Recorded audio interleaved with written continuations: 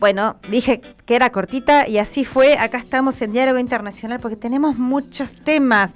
Francia, Brasil, Bolsonaro, etcétera, etcétera. Panamá, una entrevista importante con Panamá. Bueno, por eso mismo vamos directo al grano. También el triunfo electoral en Buenos Aires, una buena noticia que vamos también a abordar en un rato. Pero vamos directamente, ya está comunicado con nosotros nuestro amigo Emilio Taddei. Él es doctor en ciencia política del Instituto de Estudios Políticos de París. También es miembro de la Red de Intelectuales y Artistas en Defensa de la Humanidad. Es un muy amigo nuestro, ya lo hemos entrevistado varias veces. Y Emilio, bueno, y queremos hablar con él por el tema de las protestas masivas en distintas ciudades de Francia. Bueno, y hay un nuevo primer ministro, Sébastien Lecornu, lo estoy seguramente diciendo muy mal, ahora Emilio nos va a ayudar. Fue nombrado primer ministro por Emmanuel Macron en reemplazo de François Bayrou. Así que bueno, realmente y muchos temas para abordar en corto tiempo con nuestro amigo Emilio Taddei. Emilio, adelante. Ahí está. Sacanos de la ignorancia. ¿Qué demonios está pasando en Francia? Buenas tardes, Atilio. Buenas tardes, Paula y queridos compañeros. Lo que está pasando en Francia es un nuevo capítulo de una extensa crisis que, como la llamó Ignacio Ramonet en una entrevista reciente, es una tormenta política y social que no puede ya calificarse como coyuntural. Me pone contento esta mención de Ramonet porque en entrevistas previas, que como bien decía Paula, ustedes me hicieron, yo vengo insistiendo con esta idea. Esta crisis es una crisis que se viene desplegando desde hace tiempo. Los antecedentes más inmediatos son la protesta popular y las manifestaciones masivas contra la reforma del régimen jubilatorio en el 2023 y las dos derrotas electorales que sufrió el presidente Macron el año pasado, tanto en las elecciones europeas como en las elecciones parlamentarias anticipadas. Y antes los chalecos amarillos y también ¿cómo se llamaban? La protesta de los jóvenes migrantes del conurbano, la banlieue, no me sale.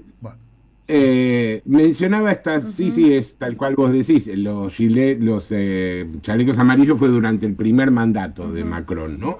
Este segundo mandato está marcado por una debilidad política extrema de Macron este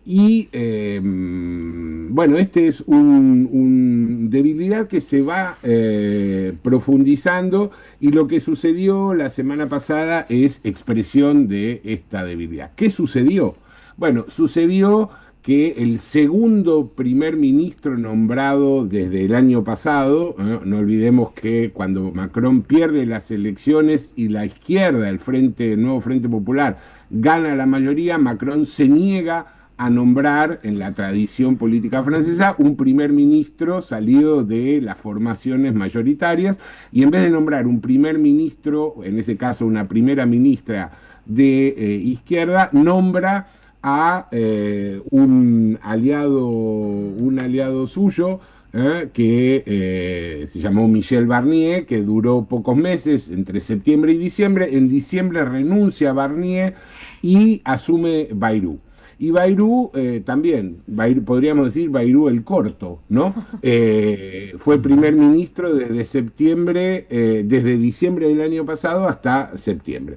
En agosto, Bayrou anuncia la formulación del nuevo presupuesto para el año 2026. ¿Y qué contenía ese presupuesto? Del proyecto de presupuesto, es que, las líneas generales apuntaban a reducir el déficit público, que fue de 5,4%, que se estipulaba en 5,4% para este año, en 4,6%, es decir, una reducción de casi un punto, 0,8%, en un año.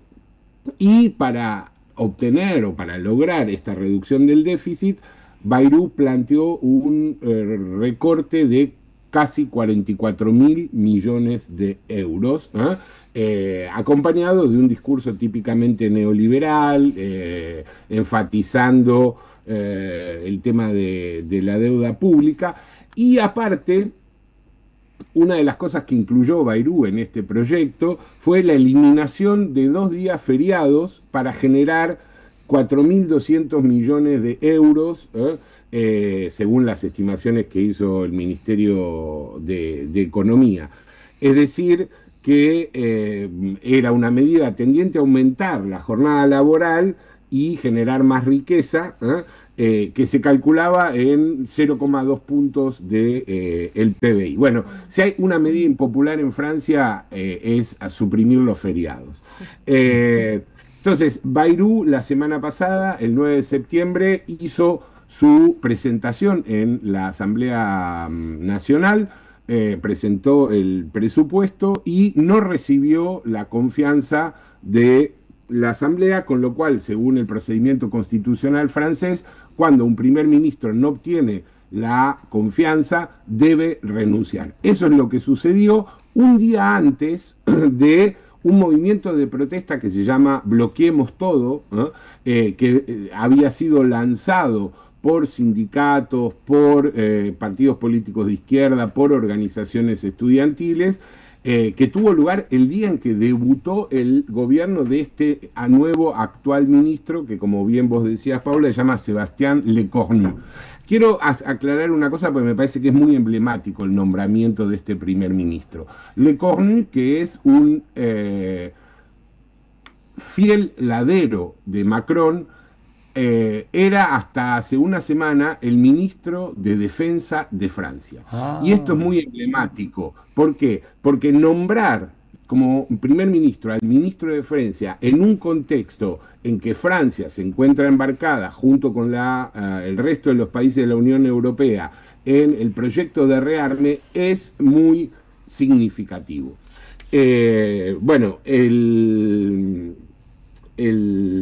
10 se produjeron estos bloqueos con una participación enorme. La participación calculada, digamos, por el Ministerio del Interior fue de 195.000 manifestantes. Los sindicatos dicen 250.000, sea el número que sea, es muy importante, pero sobre todo acompañada de asambleas, reuniones públicas y con una brutal represión por parte de la policía, que mi sensación, y en función de lo que estuve hablando con colegas allá en Francia, tiende a exacerbar el ánimo social. Este es un poco el escenario, pero me parece que hay un elemento que es importante resaltar, y es que mientras el gobierno presentó este proyecto de recorte de presupuesto, con enormes recortes presupuestarios a nivel sanitario, a nivel de la educación, de la justicia, del transporte, recorte de empleos en el sector público, los empresarios y la gran burguesía francesa siguen beneficiándose de la política económica de los gobiernos macronistas. Calculemos que el Estado francés distribuye al menos 211.000 millones de euros en ayuda pública a las grandes empresas, prácticamente sin condiciones, sin supervisión, sin ningún tipo de compensación, y estas enormes ayudas se traducen en enormes ganancias para el capital, que se reflejan, por ejemplo, en el pago de 97.000 millones de euros a los accionistas del CAC 40, que es el índice bursátil de la Bolsa de París, y la mayoría de las grandes empresas francesas obtuvieron beneficios por 131.000 millones de euros el año pasado. Entonces, en este escenario, pedir un esfuerzo, un sacrificio de 44.000 millones de euros en un contexto donde viene aumentando la inflación y la tasa de crecimiento es muy baja. Se calcula que este año la economía francesa va a crecer entre 0,6 y 0,8, cuando el promedio anual entre 1951 y 2024 fue de 2,91%.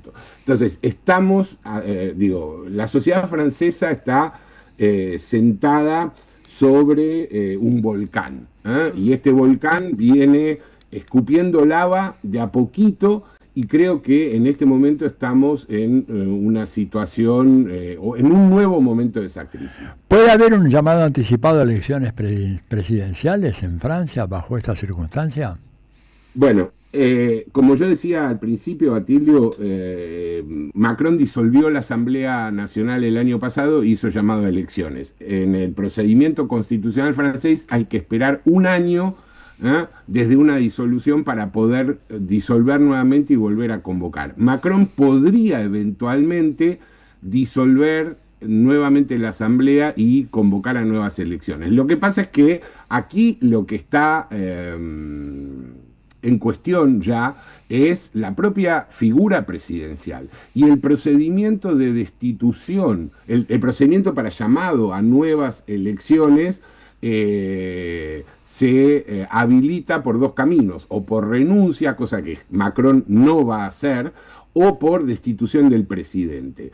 La Francia Insumisa, que es el principal partido de la izquierda francesa, acaba al día siguiente de la demisión del gobierno de Bayrou, acaba de introducir un proyecto de pedido de destitución del presidente Macron, que necesitan los 2/3 de la Cámara de Diputados. Esos 2/3 se obtuvieron para negarle la confianza al gobierno de Bayrou, pero es muy difícil que puedan obtenerse para, por lo menos ahora, para la destitución de Macron.